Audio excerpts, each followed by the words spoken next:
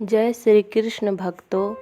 आज की इस दिव्य कथा में हम सुनेंगे एक ऐसी मित्रता की कहानी जो जन्मों से चली आ रही है, जो भाव से बड़ी है और जिसे दुनिया आज भी सच्ची दोस्ती का सबसे सुंदर प्रतीक मानती है।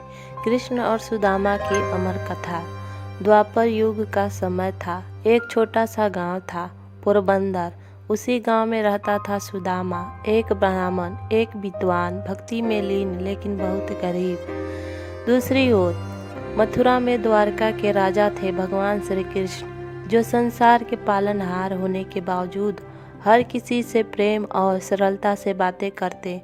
लेकिन भक्तों, इन दोनों में एक गहरा रहस्य था।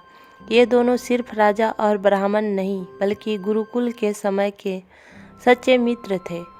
जब दोनों ऋषि सांदीपनी के आश्रम में पढ़ते थे, कभी वहीं थाली, वहीं आसन, वहीं पुस्तकें, वहीं कष्ट और वहीं खुशी, और वहीं से शुरू हुई कृष्ण सुदामा की प्रेम भरी मित्रता।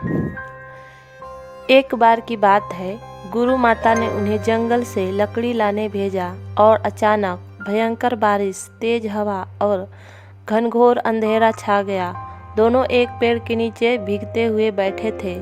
कृष्ण भूख से व्याकुल थे। उसी समय सुदामा के पास थोड़े से चने थे, पर वो सोच रहे थे, क्या ये साधारण चने प्रभु जैसे मित्र को दूं? पर फिर उन्होंने अपना स्नेह देकर कृष्ण को वे चने खिलाए। कृष्ण मुस्कुराए, क्योंकि उनके लिए वह चने नहीं, प्रेम का प्रसाद थे। और तभी भगवान ने एक संकल्प लिया, जो प्रेम से दिया जाता है वो कभी खोता नहीं, वो समय आने पर फल बनकर लौटता है। कृष्ण द्वारका के राजा बन गए और सुदामा गरीबी से संघर्ष करते रहे। घर में कई दिन चूल्हा नहीं जला, बच्चों की आंखों में भूख थी, परंतु सुदामा की आत्मा में भक्ति और संतोष। एक दिन उनकी पत्नी ने कहा, आप कृष्ण से मिलने क्यों नहीं जाते?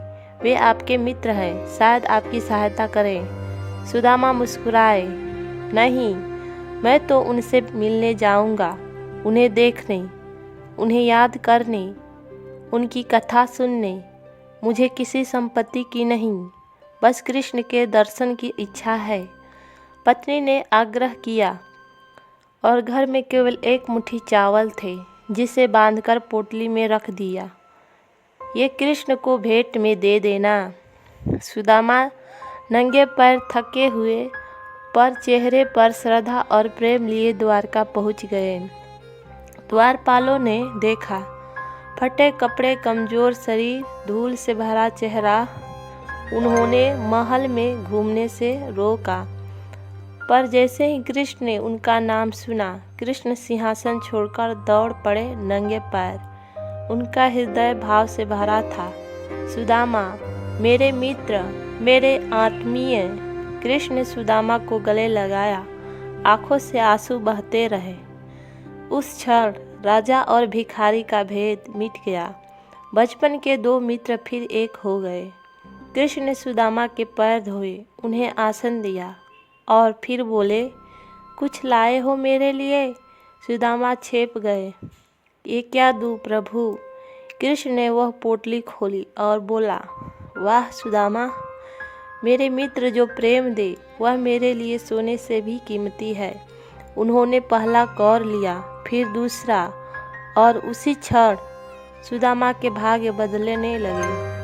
सुदामा कृष्ण से विदा लेकर लौटे। पूरी यात्रा में यह सोचते रहे, मैंने कृष्ण से कुछ मांगा ही नहीं, पर उन्हें भीतर शांति थी।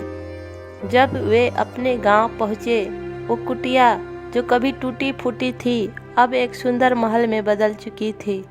पत्नी और बच्चे राजसी वस्त्रों में थे। सब खुश थे। सुदामा समझ गए, मैंने कृष्ण से मांगा नहीं, पर उन्होंने मेरे हृदय की पुकार सुन ली, क्योंकि प्रेम को कभी शब्दों की जरूरत नहीं होता। भक्तों, कृष्ण और सुदामा की यह कथा हमें 3 बातें सिखाती है। सच्ची मित्रता कभी गरीबी अमीरी नहीं देखती। परमात्मा के लिए भाव ही सबसे बड़ी भेंट है। प्रेम और भक्ति से किया गया दान कभी खाली नहीं जाता। जय श्री कृष्ण, जय सुदामा भक्त, राधे राधे। फिर मिलेंगे अगले वीडियो पर ऐसे ही